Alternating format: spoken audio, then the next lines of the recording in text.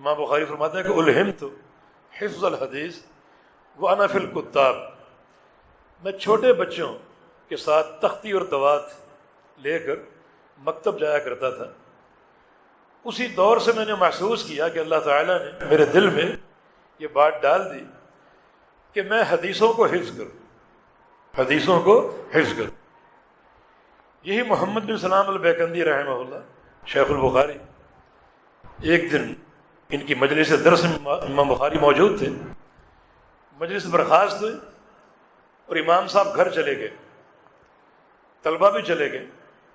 بعد میں امام بیکندی رحمہ اللہ کا مہمان آیا تو اس مہمان سے انہوں نے کہا لو اتیت قبل لرأیت صبیا یحفظ 70,000 حدیث، اگر آپ تھوڑی دیر پہلے آتے تو ایک بچے کو دیکھتے جو 70,000 حدیثوں کا حافظ، اشارہ امام بخاری کی طرف۔ تو ایسی شخصیت 16 سال کے سفر اور بڑے عجیب سفر، یہ نہیں کہ رتب و یابس جمع کی، جو مل گیا لے لیے۔ فرماتے ہیں کہ سمعت اکثر من 1000 شیخ وما سمعت الا من قال الایمان قول وعمل، 1000 سے زائد میرے استاد ہیں اور میں نے ایسے کسی شیخ سے حدیث نہیں لی جو عمل کو ایمان نہیں مانتے۔ یہ محدثین اہل الحدیث ایمان کی تعریف کرتے ہیں کہ ایمان 3 چیزوں کا نام، اقرار باللسان و تصدیق بالجنان و عمل بالارکان۔ باقی اس دور میں اہل الرائے اور فقہا وہ بعض ایمان کو ایک چیز بسیط، بس اقرار باللسان، اور بعض 2 چیزیں اقرار اور تصدیق، عمل کو ایمان نہیں مانتے۔ امام بخاری فرماتے ہیں میں نے کسی ایسے شیخ سے حدیث ہی نہیں لی جو عمل کو ایمان نہیں مانتے۔ یہ سفر کوئی رتب و یابس جمع کرنے کے لیے نہیں، بلکہ ایک نفیس مجموعہ امام بخاری نے ان سفروں سے حاصل کی فضیلت۔ تو عرض یہ کرنا کہ امام بخاری رحمۃ اللہ علیہ جنہوں نے 16 سال سفر کی اور اس سفروں میں کوئی رتب و یابس جمع نہیں کی، بڑے دقیق سفر، بڑے دقیق سفر۔ امام بخاری رحمہ اللہ کی ایک طلب یہ تھی کہ سند عالی حاصل کرو، سند عالی جو محدثین کا میزہ ہے۔ یحییٰ بن معین سے پوچھا کسی نے مرض الموت میں ما تشتہی، آپ کیا چاہتے ہیں؟ فرمایا کہ 2 چیزیں، بیت خالی و سند عالی، خالی گھر مل جائے جہاں کوئی ڈسٹرب کرنے والا نہ ہو، اور سند عالی اگر مجھے پتہ چلے کہ یہاں سے کوسوں میل دور سفر کرنے سے سند عالی مل جائے گی، اس مرض کے باوجود جاؤں گا اور سند عالی لے کر آؤں گا۔ مثلا امام بخاری رحمہ اللہ کا ایک سفر بلخ کی طرف، بلخ کی طرف ایک دور دراز کا علاقہ، وہاں سماع علم کے لیے گئے ایک محدث سے مکی بن ابراہیم، اور مکی بن ابراہیم شیخ معمر تھا، بڑا عمر رسیدہ۔ اس کی سند ایک واسطے سے اللہ کے پیارے پیغمبر تک پہنچتی تھی، یعنی صحابی اور پھر نبی رسول، ایک تابعی کا واسطہ مکی بن ابراہیم عن التابعی عن الصحابی عن النبی صلی اللہ علیہ وسلم۔ اس سند عالی کو حاصل کرنے کے لیے بلخ گئے اور مکی بن ابراہیم کی مجالس میں علم حاصل کیا۔ وہ علم کم تھا، صحیح بخاری میں 22 حدیثیں ثلاثی، جن میں امام بخاری اور نبی علیہ السلام کے درمیان 3 واسطے۔ وہ علم کم لیکن بڑا نفیس علم ہے، بڑا نفیس علم۔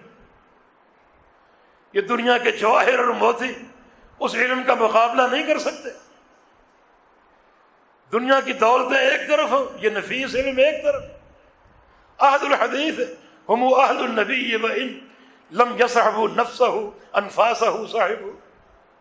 اہل الحدیث اہل النبی، اگرچہ وہ نبی علیہ السلام کی ذات کے ساتھی نہیں بن سکے، لیکن نبی علیہ السلام کی سانسوں کے دن رات کے ساتھی،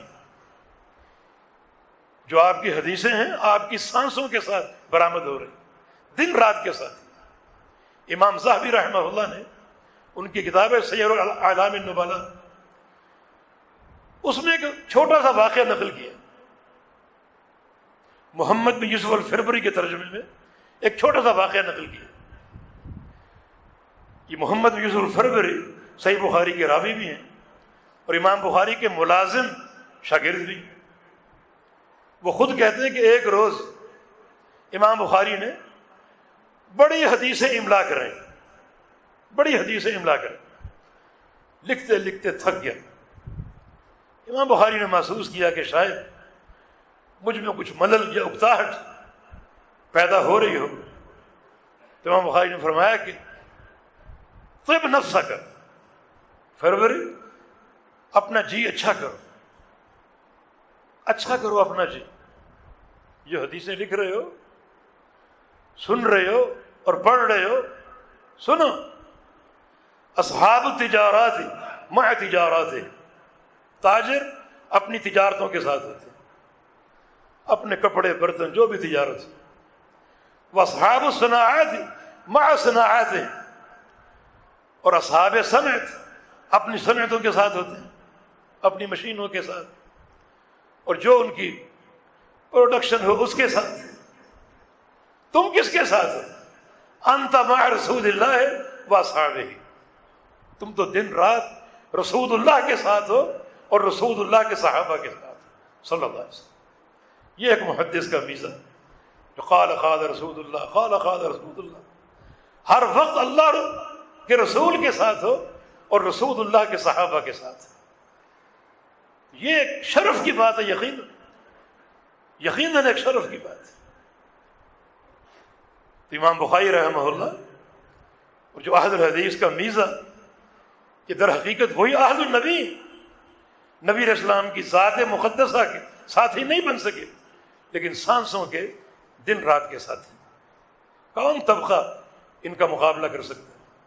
تو مجلس اگر ایسی ہو جس میں صحیح بخاری کا درس چل رہا، اور وہ کتاب جسے امام بخاری رحمہ اللہ نے 16 سال سفر کیے، اور کتاب کی تصویر اور تمییز کچھ بیت اللہ میں کی، مقام ابراہیم اور حجر اسود کے درمیان، اور کچھ نبی علیہ السلام کے روضہ اطہر کے پاس بیٹھ کر مسجد نبوی میں کی، اور کی بھی اس طرح کہ اس کتاب کی مکمل تالیف میں ہزاروں سجدے شامل ہیں۔ حدیث کو پرکھتے، حدیث کو پرکھتے، اور جو حدیث قواعد محدثین کے مطابق صحیح ہوتی اور اس پر ایک شرط اپنی اضافی شامل کرتے، جس نے صحیح بخاری کو ایک امتیازی مقام دے دیا اور اسے اصح الکتب بنا دی۔ اور وہ شرط کیا تھی؟ عامت المحدثین کی شرط امکان لقاء کی تھی۔ امام بخاری اس شرط کو مانتے تھے، لیکن صحیح بخاری کے لیے امکان لقاء نہیں بلکہ ثبوت لقاء۔ امکان لقاء دو چیزوں سے حاصل ہوتا ہے، ایک یہ کہ راوی اور اس کے شیخ کا زمانہ ایک، اور دوسرا یہ کہ راوی اور اس کے شیخ کا ایک مقام پر اکٹھا ہونا ثابت۔ باقی اس شیخ کی ملاقات کی حتمیت اگر نہ بھی ملے تو ان دو چیزوں کے ساتھ جو ہے وہ لقاء معتبر مانا جائے گا۔ امام بخاری فرماتے ہیں شرط ٹھیک ہے، لیکن صحیح بخاری کے لیے ایک اضافی شرط ہے، اور وہ ثبوت لقاء کی۔ راوی اور مروی عنہ دونوں کا دور ایک ہو، راوی اور مروی عنہ دونوں ایک مقام پر اکٹھے ہوئے ہوں، اور راوی اپنے شیخ سے کم از کم ایک بار حدثنی کے صیغے کے ساتھ روایت کرتا ہو۔ یہ حدثنی کا صیغہ یا اخبرنی یا سمعت فلانا کا صیغہ یہ سماع میں صریح ہے، صراحتاً سماع پر دلالت کرتا ہے۔ اتنی کڑی شرط۔ یہ صحیح بخاری ہزاروں حدیثوں کا مجموعہ ہے، ہر حدیث کی سند میں اس شرط کا اہتمام کیا اور اپنے اوپر التزام کیا۔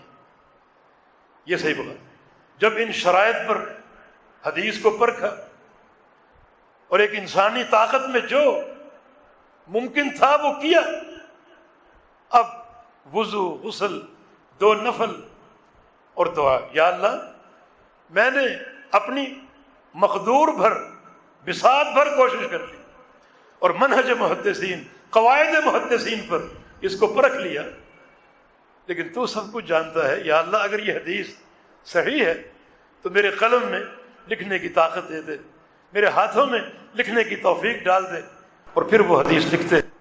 اور پھر اتنا کافی نہیں ہے، بلکہ امت کے علماء نے صحیح بخاری کی صحت پر اتفاق نقل کی، امت کے علماء کا اجماع ہے